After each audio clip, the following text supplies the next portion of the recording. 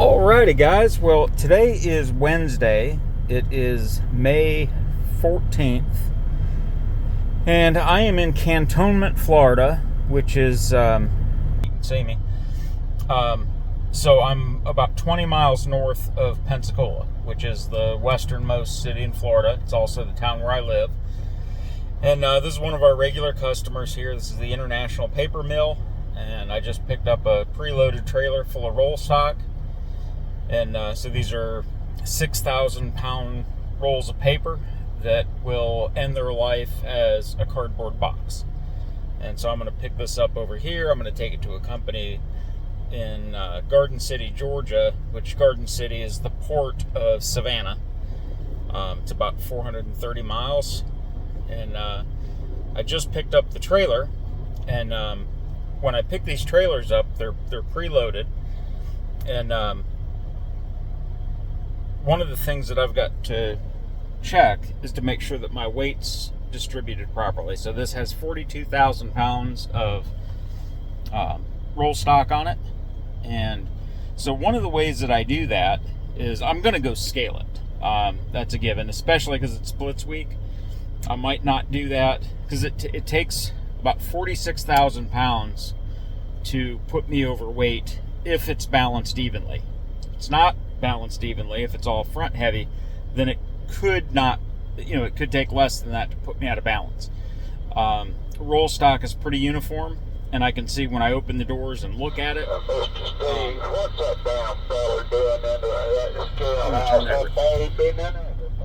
Some bitch hillbilly. But I couldn't even understand him.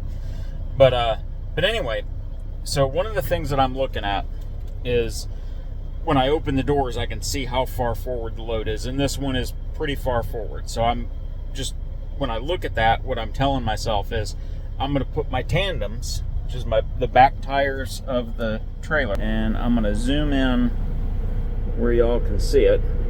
So you see right in here, those are the back tires of the trailer.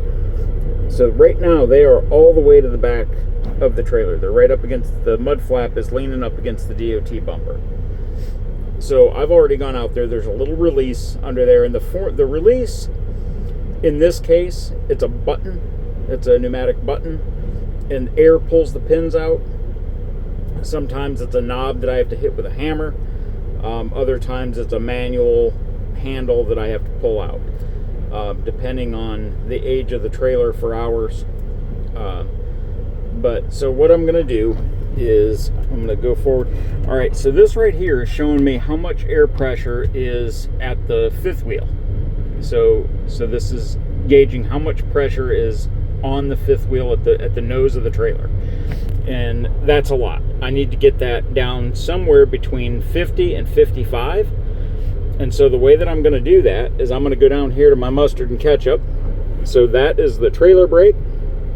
That is the tractor brake. I've already pulled the release, so the tandems can move independently of the trailer. If I didn't do that, then none of this would work. So I'm going to release the tractor brake, and then I'm going to go back over here and look at those trailer tires, and I'm going to go into reverse, and I'm going to release my service brake. That's my foot brake. And I'm going to back up. Now, if my brakes are adjusted properly, those back tires aren't going to move, and the trailer is going to move, and it is, against the wheels. And I'm going to go all the way up to the lock, and I'll know I've hit the lock when I can't move anymore, and it'll feel like I've backed into something. And all right, so right there I can feel that the brakes are not cooperating with me, and I've got a tire. I'm gonna see if I can zoom in on that. Maybe this would be better if I can get that. I can see that my wheels are turning, and they should not be because I've got full brake on.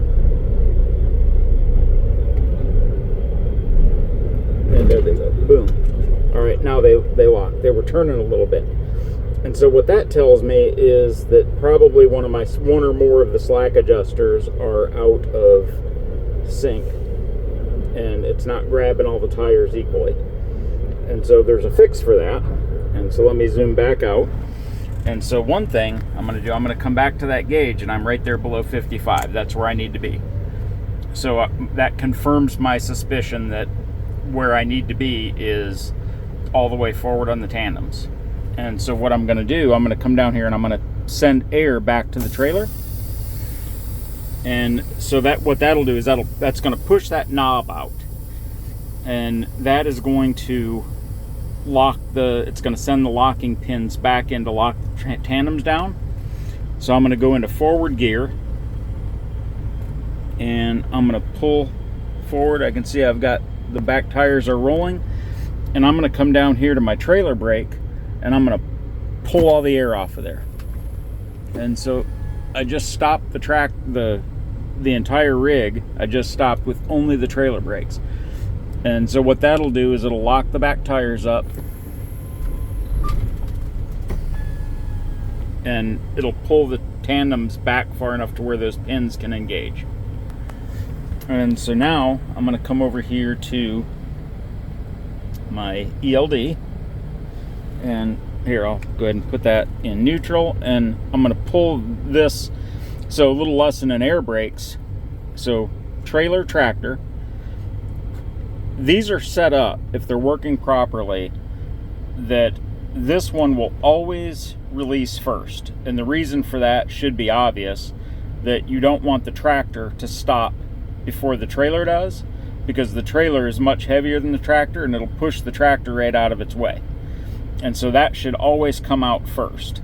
And so all I have to do is grab this one and keep your eye on the red one, and you'll see that comes out just a half a second before the yellow one does, and which is what you want. And I'm going to do an air brake test in a minute just to make sure that all my slack adjusters are correct. But the first thing I need to do, I'm going to come over here and I'm going to go on duty, and I'm going to go loading because it wants to know what I'm doing. This is the driver vehicle inspection report. I've already inspected the new trailer, and it's going to ask me if the tractor is safe to operate, and I'm going to answer in the affirmative.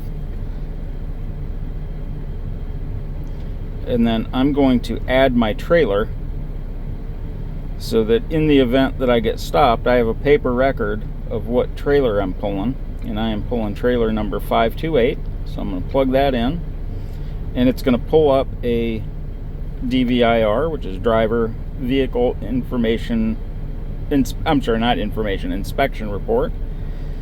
And it's going to pull it up from the last driver that pulled that trailer.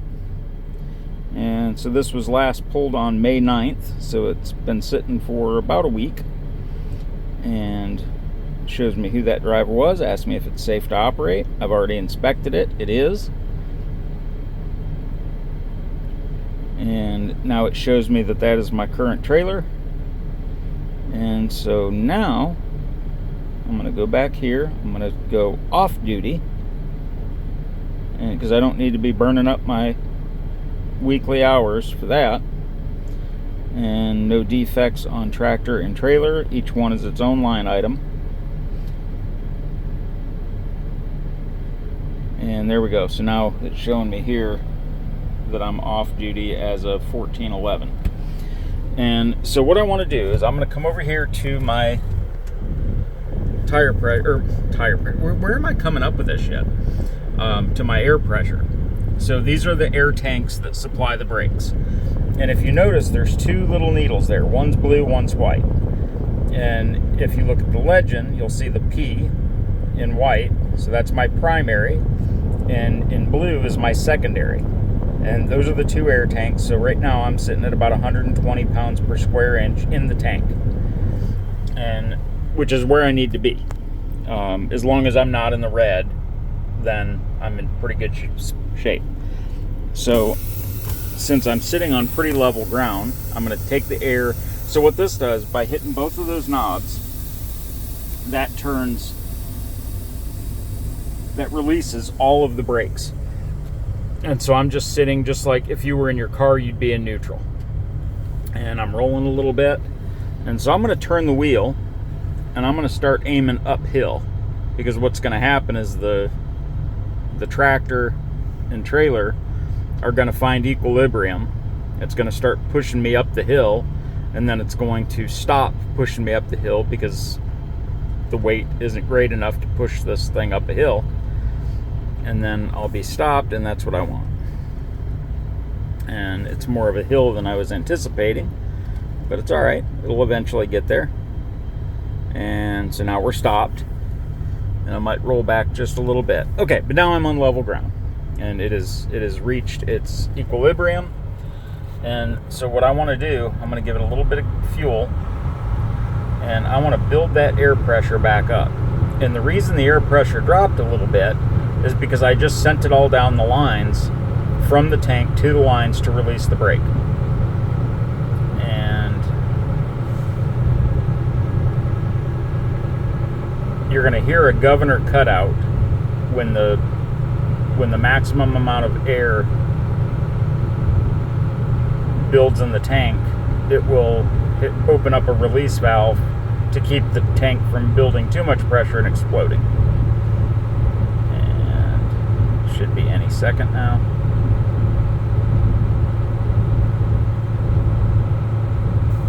Okay, there it goes. I just heard it. And so what I want to do, so right now with the engine running, I have an air compressor that's blowing air into those tanks. And I've maxed the tank out. So I want to shut that off. So I'm going to turn the engine off. And now I'm going to turn the key back forward. Let me zoom out here so you can see all my gauges. So the gauges are going to sweep. And now I'm going to come over here and zoom in where you can see that. So that is pretty much rated 120 pounds, which is what I wanted. So this gauge over here shows how much air I'm sending back, or how much air I'm evacuating to the brakes. This is what engages the brakes. So the harder I push on the service brake, the higher the value will go. So I'm going to push my foot all the way to floor on the service brake, and that's going to send that needle all the way over to 100 pounds. And so there it is. So right now, so I'm just holding the brake down, the service brake. So I've just pumped all that air out. It's compressed. So when I take my foot off the brake, that needle's going to go back to zero, and you're going to hear all of that air escape. And I'm going to keep doing that. Now, you'll notice it didn't go quite back to 100, because if you remember from physics, there's no such thing as a free lunch. I'm using up the compressed air that's in the system. The engine is not running, and so it's not putting any new air back there. And the reason I'm doing this is I want all the air. So there goes my brake air supply pressure low. But yeah, that's because I'm pumping it all out of the system. And it's going to get a secondary alarm here in just a minute. But what I'm looking for is, there goes the secondary alarm. So I'm looking for those two knobs to pump out. When I get down below 50 pounds in the system, in a last-ditch effort to save my life, the brakes are going to automatically release. Boom, boom. Did you hear that? Red one went first, which is what we want, and then the yellow one went. And that is, if you see in the movies, where the truck, I've got a fly in here, I'm going to have to kill him. If you see in the movies where the truck is going down the hill and it loses its brakes, and the driver's manically smashing the brake pedal and the truck won't slow down, well, that's not how it works. And there is a situation that'll cause that, but it's not that his brakes fail. Because when your brakes fail on an air brake system, it's reverse engineered. It's negative pressure. It's when I push these knobs in, that sends air back there, not to engage the brakes, but to release them. The default position with no air in the system is to apply the brakes. And so if I'm ever driving on the road and I cut an airline or something in the pneumatic system goes wrong, let's say my air compressor stops working, I'm not going to find that I don't have any brakes. I'm going to find that I'm trying to drive down the road and my brakes are applying and there's not a damn thing I can do about it. And so I'm going to give this a minute for the air pressure to build back up, because I can't drive away like this. I'm in the red zone, and if I was to try to release the brakes with that in the red zone, I would get another message that says that my air pressure is not great enough and my brakes are going to drag, and which is what I want. But in doing that, in pumping all the air out of the system, the slack adjusters that what's a good way to describe this? So the slack adjusters push the brakes evenly, so that if I have to slam on the brakes, that I'm not locking up one wheel while I'm not braking with another. And so that's what that does. And so by depressurizing the system, they all completely collapse, which puts them all at the same level. So now I'm pumping the air back in, and they're all going to inflate at an even pace. I'm not a diesel mechanic. That's just the way it was explained to me. And so I am just about ready to leave here. So I'm going to hang this phone up. And guys, I promise you I'm going to get some cameras. But I'm just going to take you on the ride with me as I leave here. And I am on my way to Savannah, Georgia. So you can hear the hissing. I just released the brakes again. And I'm going to log in here that I am leaving my shipper, and that way my office knows where in the trip I am. And so I'm going to hit depart shipper. It's going to ask me for the load number, and that tells my office that I know that I am on the right load. And it's going to ask me my inbound trailer. My inbound trailer was 352, and my trailer was dropped. It's asking yes or no. It was. I dropped 352. And my outbound trailer is going to be 528. And I'm double checking that with what I wrote down from my load information. And I'm going to send. And I'm sending that at 14:20 Central Daylight Time.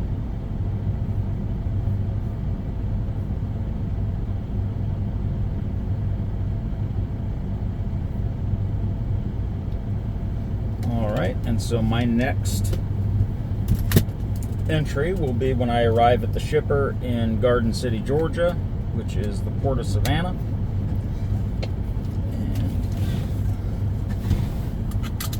So let me take you on a ride, and you will actually see the plant here just in front of us.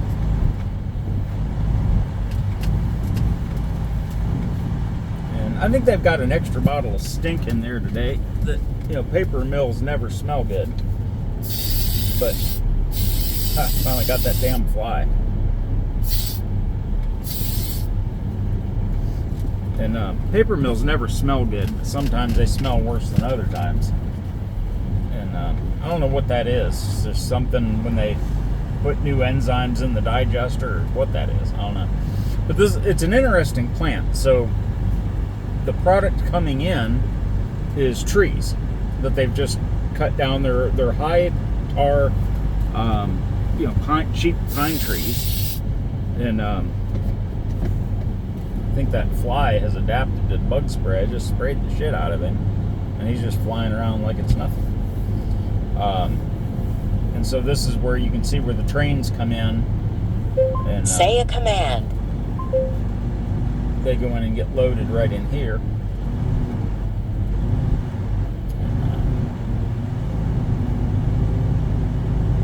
So anytime you're in a industrial setting like this, and there are railroad tracks around, you almost always see the when they're crossing any kind of a road within a plant, they've got a human being with a radio walking alongside the leading edge of the train to make sure that it's not going to run into anything. But I remember in Oh Brother Where Out there, they said lots of respectable people been hit by trains, and I try to be respectable, but I don't want to get hit by a train, and so I try to keep my eyes open for that. And so we are coming up on the gate that takes us out of the secured part of the plant. You can see the guard shack here on the left. And so when I came in the same gate and checked in, gave her my bill of lading number that I was going to pick up, what trailer number I was here to get, and where it was going. And then she checks that against her paperwork. And since it all matches, she writes down what truck I'm in, with the truck number, and then they know who has it. And so I'm going to give her a little honk to let her know that I'm leaving. Looking for eye contact and got a wave. So this is a access road. We're still behind the fence, but there's not a gate. You know, anybody could walk in off the street and get to this part of the plant, and nobody would challenge you.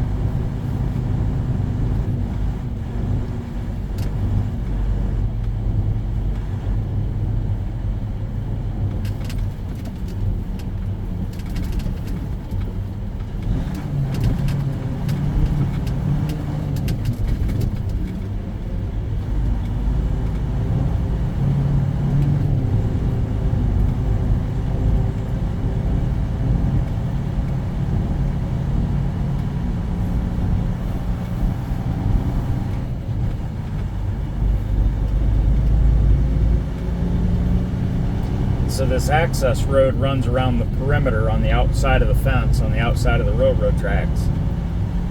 And you'll see the trucks that come in with the trees. They come in and out of the same entrance off of Highway 29. This is US 29. Runs out of, begins here in Pensacola and runs all the way up, I believe, into Washington, D.C. is where it finally ends. It might go into Maryland a little bit. I'd have to look that up. But US 29 is the highway. It is the main route through Atlanta. It's the main route through Charlotte, North Carolina, Greensboro, and then up the Shenandoah Valley. And so this is one of the wood trucks in front of me that brings in the kind of sawdust material.